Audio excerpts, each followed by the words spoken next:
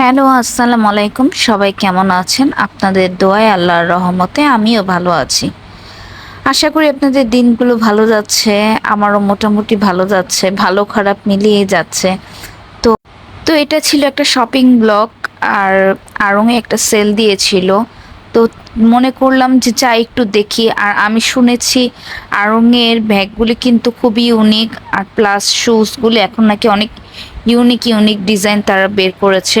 তাই মনে করলাম একটু গিয়ে দেখি দেখি যদি ভালো লাগে। তো চলে আসলাম গুলশান আউটলেটে আড়ং এ। আর এখানে বাইরের যে তার হোয়াইট বা লাইটগুলি দিয়ে সাজিয়েছিল গাছগুলিতে, আমার কাছে কিন্তু দেখে খুব ভালো লাগছিল। তো ভালোই লাগছিল বাইরের পরিবেশটা। এখন দেখা যাক ভিতরের পরিবেশটা কেমন। তো ভিতরের পরিবেশটা অনেক ক্রাউড ছিল, কারণ আসলে এক হচ্ছে সেল চলতেছে, সবাই একটু কেনাকাটার করতে চায়। সেল হলে একটু মানে অনেক কিছুই একবারে নেওয়া যায়, এর জন্যই। আর আমি আসলে চারপাশটা দেখতেছিলাম। উদ্দেশ্য ছিল একটা ক্লাস নিব, জুতা নিব, বাট ক্লাস নিব দেখতেছিলাম। আর আরেকটা কথা কি জানেন, এখানে কিন্তু ভিডিও করতে দেয় না।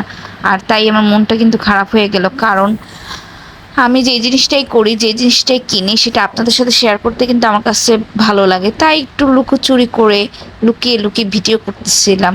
আর স্টাফরাও আমার পিছে পিছে ঘুরতেছিল। তারা মানে শিওর হতে চাচ্ছিল যে আমি আসলে ভিডিও করা, মানে ভিডিওটা করা আসলে আমার অনেক ডিফিকাল্ট হয়ে গিয়েছিল। তো যাই হোক, কিছু করার নাই। আমি তো আমি আমাকে ঠেকায় কে বলেন? আমি ভিডিও তো করবই, সেটা যাই হোক। আর আপনাদের সাথে শেয়ার না করলে কি ভাল লাগে বলেন?